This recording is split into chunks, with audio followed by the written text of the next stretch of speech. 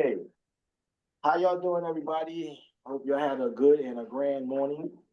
Um, we're about to call this meeting to order, and definitely have some good vibes on this agenda here. And we like to first hear from Paula Seafelt from Lilly. Thank you. Thank you for having me. Again, my apologies for being so far away. I hope to be back in the city very, very soon. As you said, yes, Lilly has been around for a while. When you said 2015, it took me a moment to realize that's been 10 years. Hard to believe, but Lilly was founded in 2009 by Irene Zola. I think some of you met Irene. And it was her mission really to help the older adults in the neighborhood age in place, stay in their homes, stay safe, stay comfortable, but not become lonely and isolated, because that can be a problem. You could be in your home, but if you can't get out, if you're not connected to the community, if you can't see people, it's not great.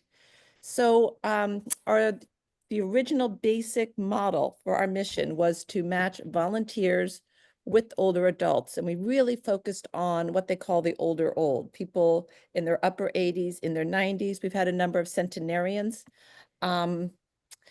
And generally match with younger volunteers, although sometimes our volunteers are older than the people they're visiting because they are very spry, healthy seniors themselves, and they might be visiting somebody who has more medical complications than they do. And I liked what you said about youth. We have really tried to incorporate young people since the beginning.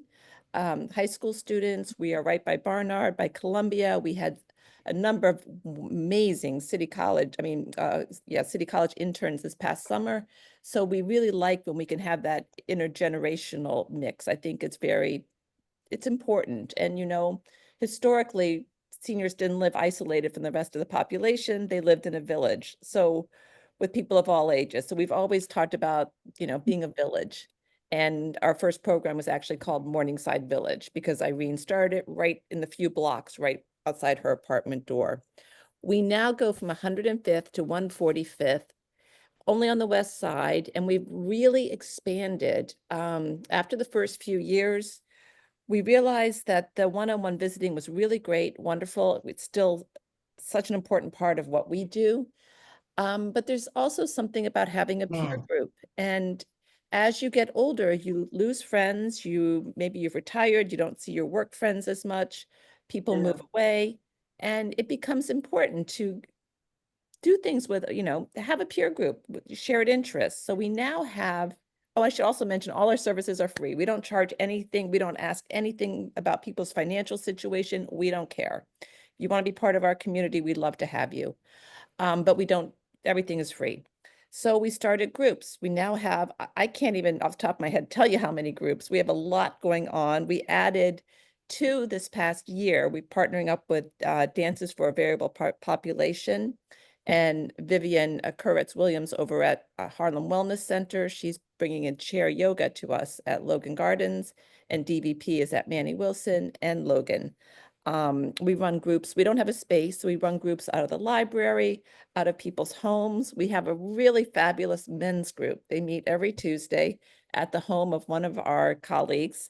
He cooks them lunch every week, and they sit around his table, and these are guys from all different walks of life, and they get together and have a fantastic time. As a matter of fact, they're there so long that sometimes Jonathan has to say, "You got to go. My wife's coming home. She doesn't want to see everybody in the dining room."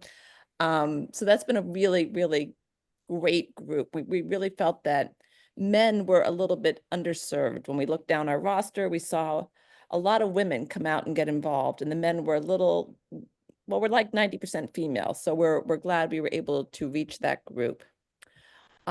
We started out all volunteer. We now have a very small staff.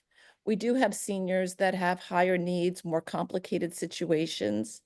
And, I was just going over today some of the resources that we connect people to. We might connect them to Encore Senior Services for financial support, ISEP for home care, Isabella, all kinds of different services that they may not know that they are available to them. We work very closely sometimes with like the geriatric clinic at Mount Sinai Morningside. A lot of our our folks go there. One thing that people really seem to need help with is getting to and from doctor's appointments. So we do a lot of that. We also just set up a whole training series with Search and Care. We are teaching people how to use MyChart. It's been a big thing for us since 2020 to try to teach our older adults to use technology to the best of their ability. We distributed iPads to people. We've given Amazon Echoes to people who are visually impaired.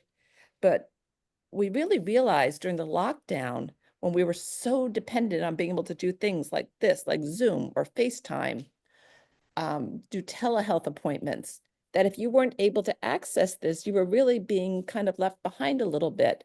So we're very happy to get them to learn to use MyChart because it is, I believe, the best way for people right now to communicate with their doctors.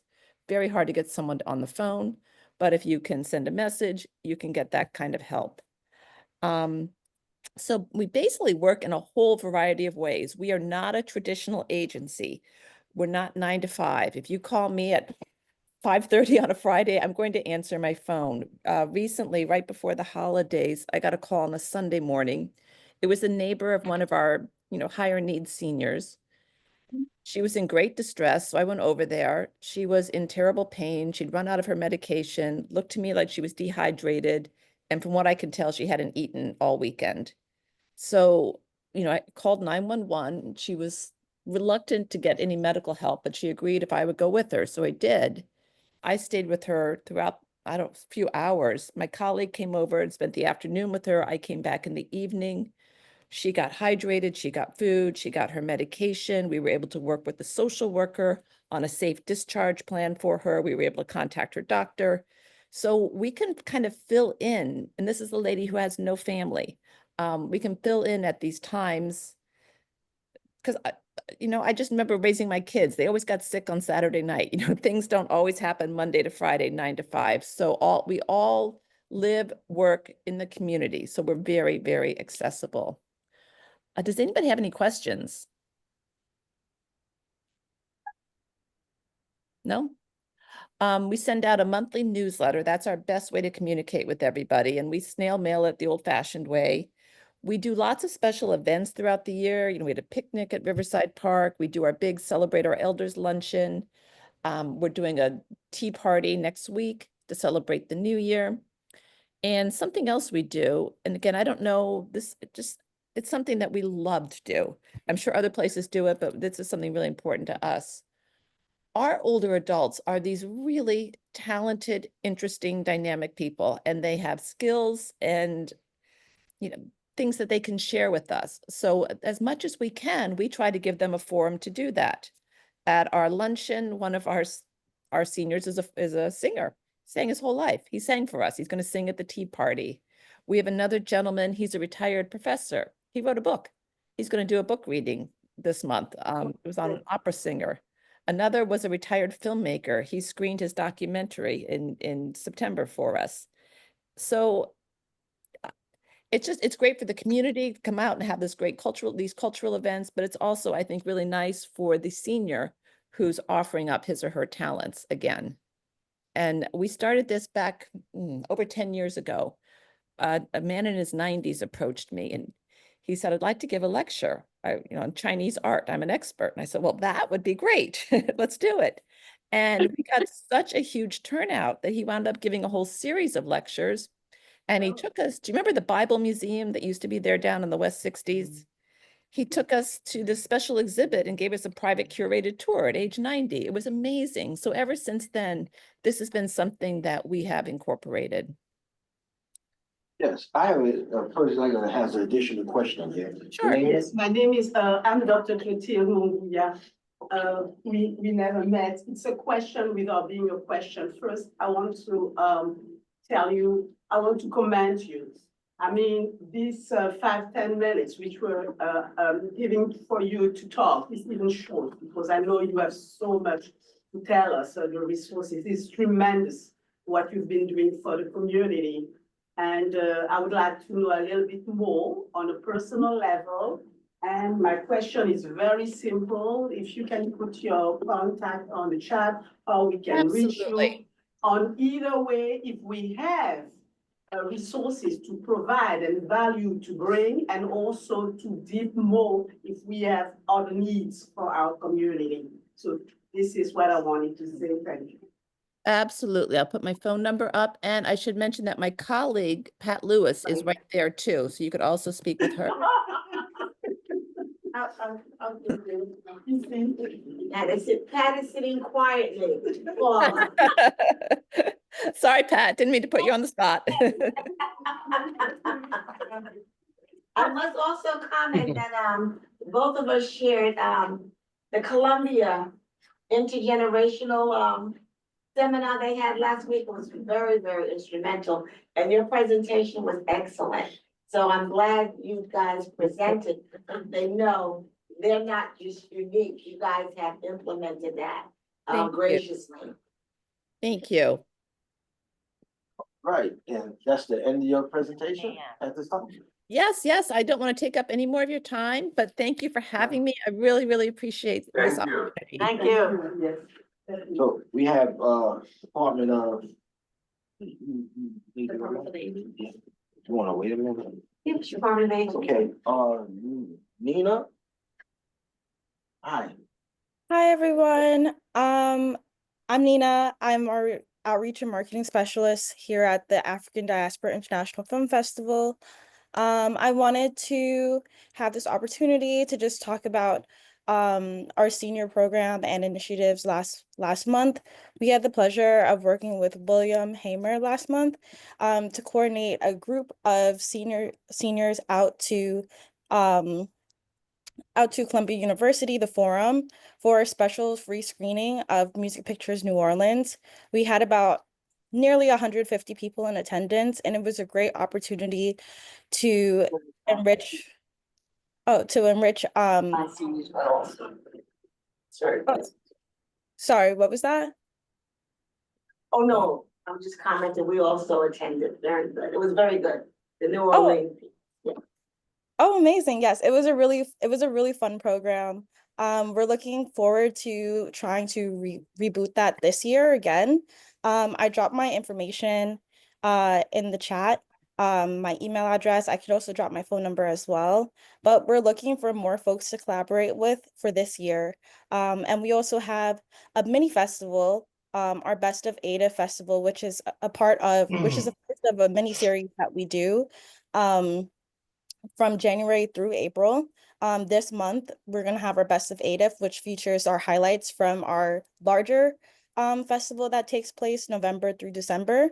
And we're going to have a lot of exciting opportunities and screenings, and we'd love if you guys could come out and support us. All right, anybody have any questions? Nina? Okay, next up is, okay. Will Higgins? Everybody, thanks for having me. I wanted to mention a few new programs we have, as well as the ones that we continue to offer. So I'll start with the new ones. In January, we've introduced two new recurring programs at the library. Every Saturday at 11:30, we're having Shape Up NYC present a bodyweight circuit training class. So it's a 45-minute class. It's open to people at all skill levels. There's no need to sign up. Again, every Saturday at 11:30. And then the first Saturday of every month, we have a theater studies class. So if you've ever been interested in starting to learn theater, getting up on stage, performing. We have a gentleman named Johnny Culver who's led classes. I guess years ago he used to do one at George Bruce. That was before I was here. But he's at a few other libraries in the city, and he's expanded to our location. So the first Saturday of every month, he'll be back next on February 1st, and that is at 2 o'clock. It's an hour-and-a-half program. Some of our ongoing programs are computer basics that we offer. So every Monday and Friday, people can drop in between 2 and 3 for computer help. We have a book discussion. There's no required reading. You can read any book or books, like whatever you've read over the last month or two. You just come and discuss it. That's the second Wednesday of every month. So it's actually going to meet tomorrow at 12. We have a monthly movie screening. So this month we're showing Sleepless in Seattle. That's going to be on Saturday, Saturday, January 25th. And what else are we doing? We have a virtual crochet and chat. So twice a month, if you're a crocheter, you can join over Google Meet and just converse with other people crocheting for about an hour. Yeah, those are the regular programs. But again, we're excited to have those two new ones that I mentioned at the beginning. I'll add a link to our calendar of events and my contact information to the chat too. Mr. Bruno. Hi, thank you. I did want to just make a couple of announcements. You know, we're a NORC program, Morningside Retirement and Health Services. Those of you who are familiar with the NORC program, a naturally occurring retirement community, may know that a NORC's program is services are for a particular housing complex. So we work with the over 600 older adults living at Morningside Gardens. However, some of our programs, we are able to invite the wider community. And I did want to make a couple, just mention a few programs we're having in February for Black History Month, where, you know, everybody's welcome to come by.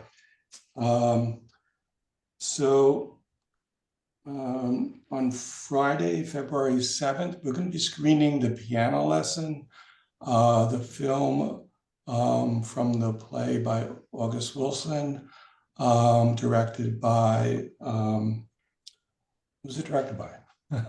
Drawing a blank. Anyway, that'll be on Friday, February 7th at 2 p.m. at 100 LaSalle Street in our offices. And then we're having another screening from the Socially Relevant Film Festival. We've partnered with the Socially Relevant Film Festival for many years. One of the residents, who herself is an older adult living at Morningside Gardens, is the coordinator of the Socially Relevant Film Festival. And so we'll be showing a series of short films in honor of Black History Month. That's on February 24th. I believe that's a Monday, February 24th in the evening. And then on February 27th, that Friday, we have another screening or that Thursday, we have another screening at 7 p.m. of the film Rosenwald, which is a really interesting film about the philanthropist Rosenwald, who was involved with the Black community in the South throughout the 20th century, and some of his programs. So anyway, all those programs are open to the wider community. They're all taking place at 100 LaSalle Street in our offices. And if you're interested, I'll put my contact information in the chat. Thank you. You said that screening for February 7th. Yes. What was the name of it again? So it's The Piano Lesson by Denzel. I just corrected. Denzel Washington is the director. And his kids, yeah. Yeah, and his kids directed that one. Okay, I just wanted to make sure. Oh, yeah, you're right. Denzel produced it, and his son directed it. You're correct. Yep. They also had the Pryor family in there, I believe. Yeah. Yeah. Wow. We have any questions for Mr. Bruno? I just wanted. Hi, Mr. Bruno. Hi. I actually live in Morningside Heights for many, many, many years, and I don't really understand. How does your area get people to live there? I mean, do they apply? I mean, what is that organization or that building? I mean, it's a kind of a mystery to me. That makes sense? Yeah, so our organization has been around since 1966. The concept of a NORC, and actually occurring retirement community, did not happen until the mid-90s. So the state and the city created an RFP, request for proposals, for organizations to apply for funding in any community that had a concentration of older adults. Around half of the apartments have to include somebody over the age of 60. And if you meet that requirement, you can then apply for NORC funding. So Morningside Gardens, so we're separate from Morningside Gardens. We're serving the community of Morningside Gardens, but to live at Morningside Gardens, it's a separate process of applying for, it's a co-op, so it's applying for, to purchase an apartment. Most of the older adults living in Morningside Gardens have aged in place, and we assist them to do that. It's not too typical for people to move in, although it does happen sometimes, especially if the person has a son or daughter living in the community and they have heard of what a NORC program is. We've had some people move into Morningside Gardens, but the great majority of people have been living at Morningside Gardens for 10, 15, 20, 40 or 50 years. Oh, okay, all right.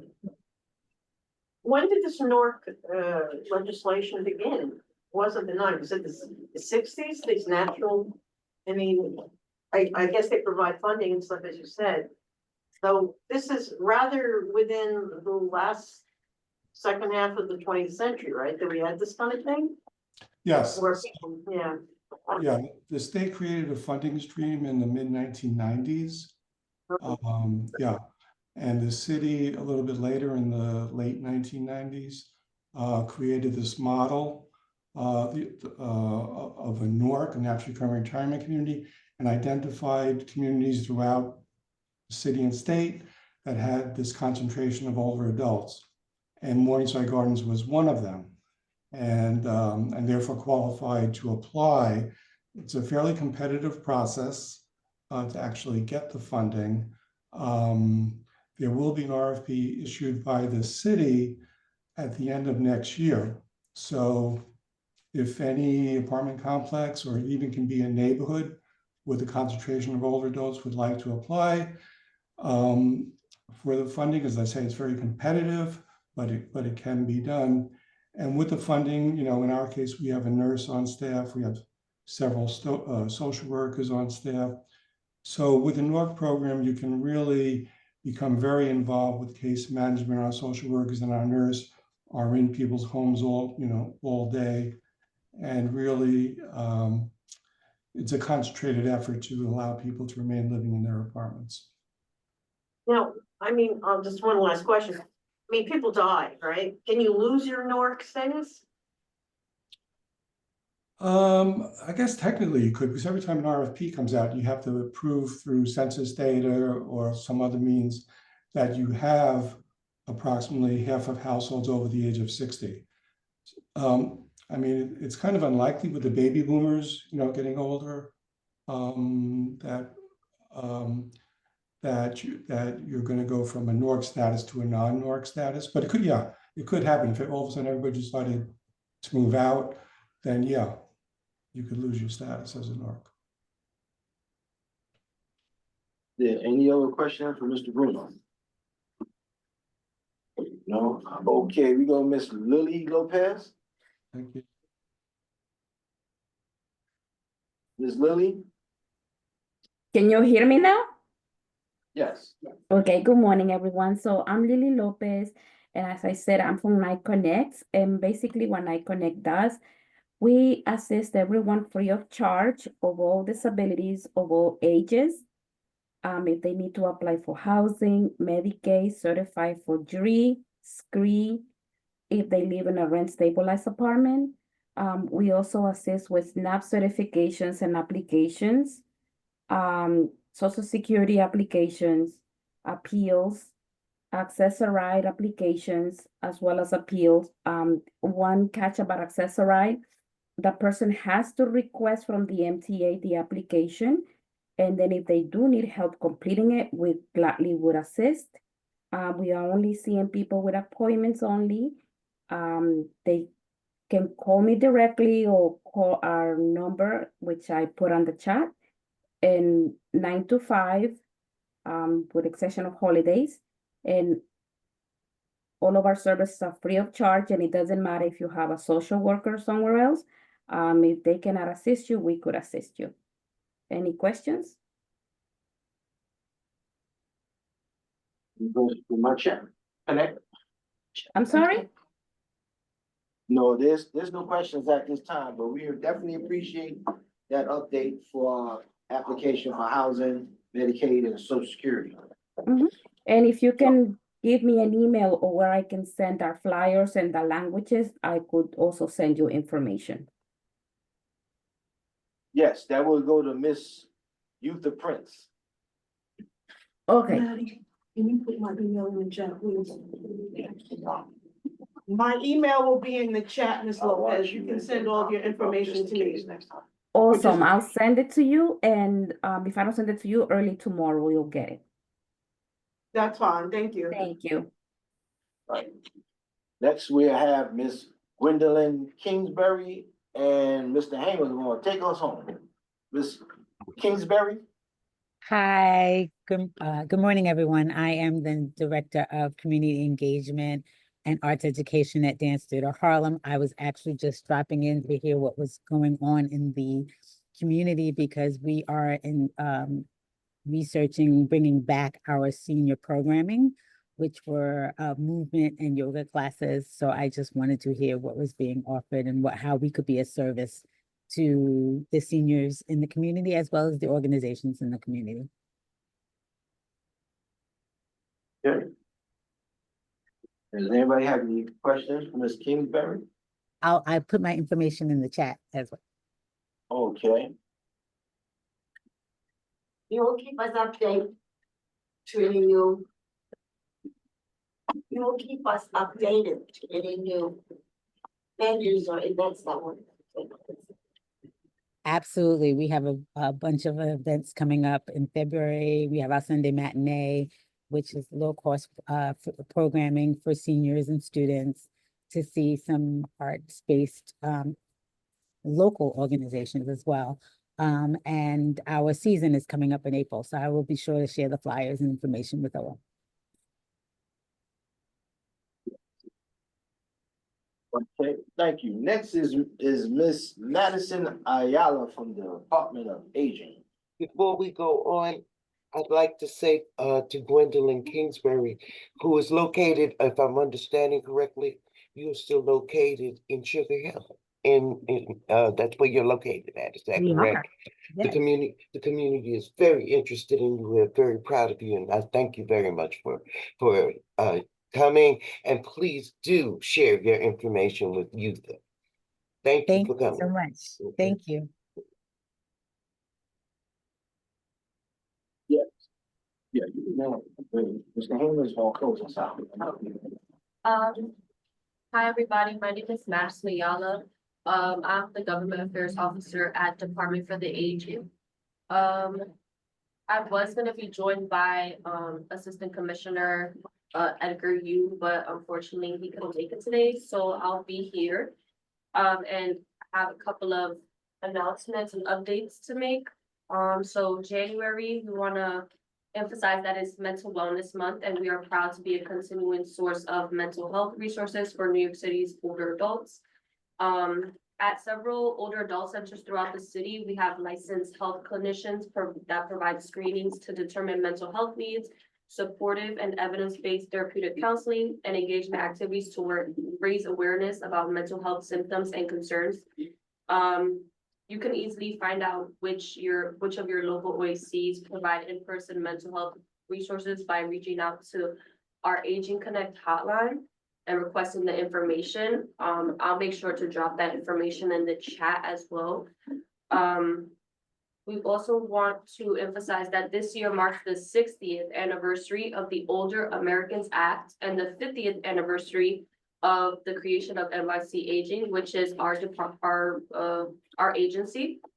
So this year allows us the wonderful opportunity to not only showcase the depth and variety of resources we have available for older adults, but to also emphasize the importance of continuing to advocate for strong legislative support from both local and federal officials The Older Americans Act laid the groundwork for many of the programs that are cornerstones to NYC Aging's mission, including congregate and home delivered meals, educational and counseling services for older adults, and caregiver support programs.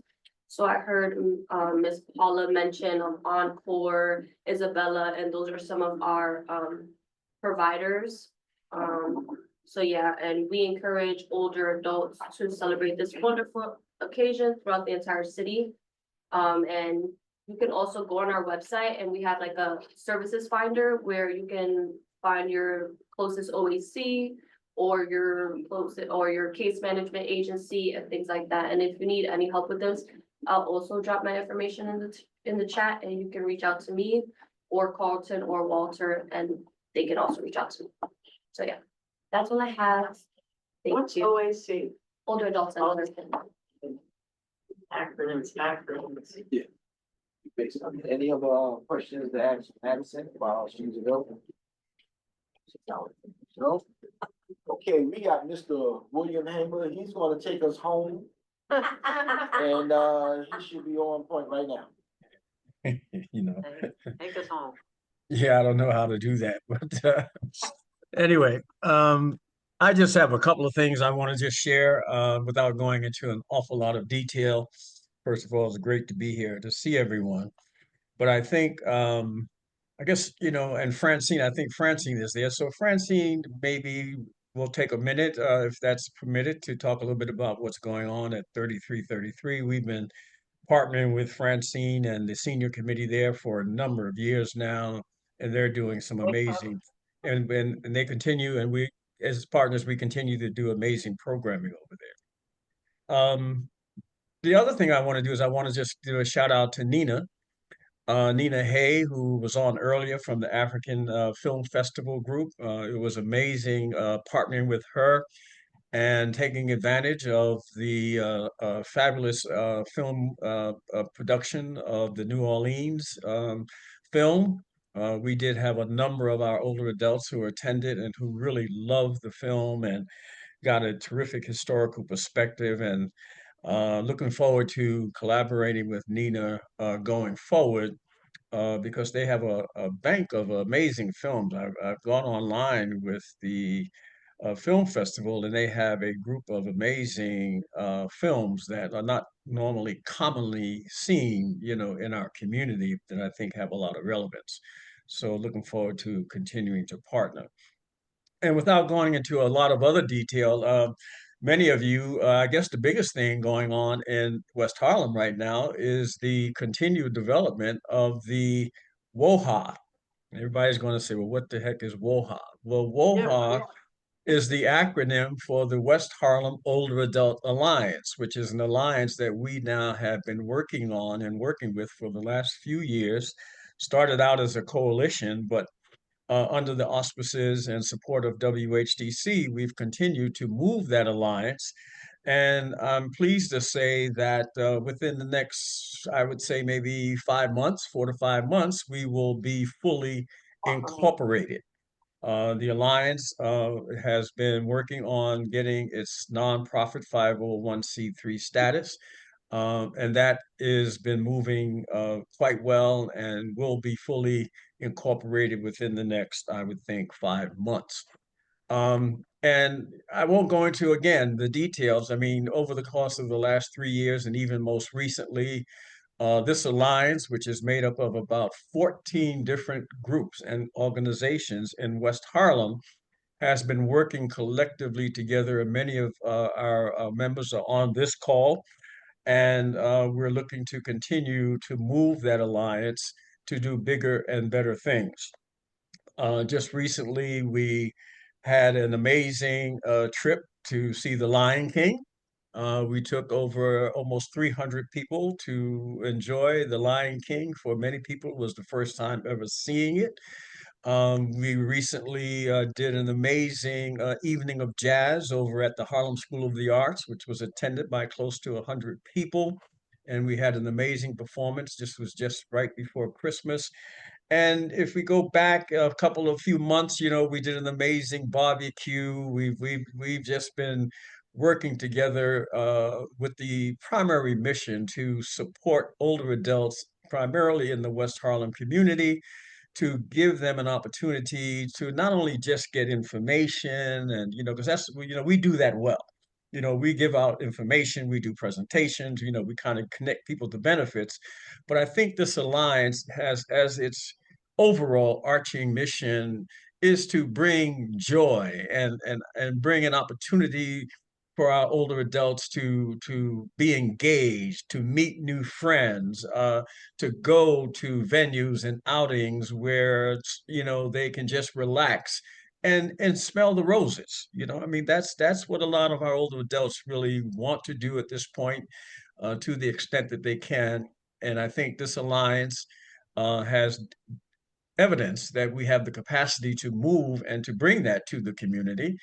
And now with a full nonprofit incorporation, it will give us an opportunity to not only get support from WHDC, but also to maybe reach out to bring in other resources from other groups and other foundations, possibly, or other grantees that will help to further that initiative. So I just want to thank all of those members who are on the call, who have been, I mean, this has been a terrific team. I mean, we've been, as they say in the old school, we've been rocking and rolling now for almost 3 years, just doing things. And this could not be possible without the support of those members who are on this call. And I think each of them would say that we have brought some terrific events and activities to our older adults in West Harlem, and we want to continue doing that. And at the same time, my organization, which continues to partner with Francine and the senior committee at 3333, we are also looking at a robust ramping up of our programs and partnerships at that location as well for the new year. And with that, I'll end my brief few-minute presentation. Thank you. Yes, anybody have any questions for Mr. Hank? I think we should applaud all of our members that are on the call and present, because with them, they bring their own expertise and enhance the progress. Can you agree that we have actually? Yeah, absolutely. I mean, we can applaud ourselves. Yep. Yeah, absolutely. Okay, Mr. Hamer has closed us out. Thank you. Would y'all like to call for? I move that we, conclude Got our a second? Yeah, that's a seconding. Thank you all very much. Wait. What we got? I guess you can just make a note of the healthy bucks we distribute. Older. Meeting. And I hope everybody used them because they would be expired by December 31st. So they were handed out among the members here. Yes. And our new business would be, looking forward to start planning our senior resource. There you go. You definitely have to get a date and make it bigger and better than it was. You didn't did it last year at the time? Yeah, it was big. It's bigger every year. It started right Now here. that I've captured your agenda, we can close now. I move. Look, Ms. Francino would like to move to close. Yes. You got Yeah, older? Ms. Prince? Yes, before we adjourn the meeting, I know I came a little late. I'm just asking, did we discuss the senior resource fair? Yeah, we Yes. just mentioned it. Yes, there's no new business Yes. and we just have It to was get a date. established. We gotta get to work. So we still don't have a date? No, I will contact Walter. He's on, I believe he's online. And we'll figure out a date and get it done. What all we need. Just want to mention that there's a new process and procedure with reserving. I'll wait. There's a new process and procedure with reserving the space at Columbia. I know we were interested in having a resource fair there again this year. So as soon as possible, we will need a date so we can reserve the space. Okay. I think Walter is online, so we are. Yes, I am. we usually do like the first Friday, first week in May, whatever day they have available in May, usually the first week. If we can't get the first week, then go for the second week in May. Would that be okay? So do you prefer a Friday? It doesn't matter. It doesn't matter to the, what does the group say? What day is good for the group? That, I attended last year event on May the 10th. It was a Saturday. It was so well attended. Friday, I think. It was a Saturday. No. Saturday's not, Saturday's not, Saturday is no good. not a good, no, it has to be a Monday to Friday. Correction, it's on a Friday, yes, and the second week is more applicable, it gives you more time to plan. So it looks like, Friday the 9th, May 9th? Sounds Yeah. good. Sounds good. Okay, and that's right before Mother's Day as well, so that should be. Okay, very good. Yeah, and it worked well last year. Okay, so the action committee has decided on Friday, May 9th. Senior Yes. Resource Fair, okay? It's on the Yes, record. and we have to start sending out the invitations to the groups that came last year, plus some ones that are online now, and some more.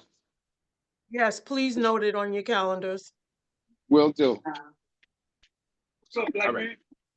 All right. It was from 11 p.m. All right, we will see y'all soon. I'm quite sure some of y'all be back.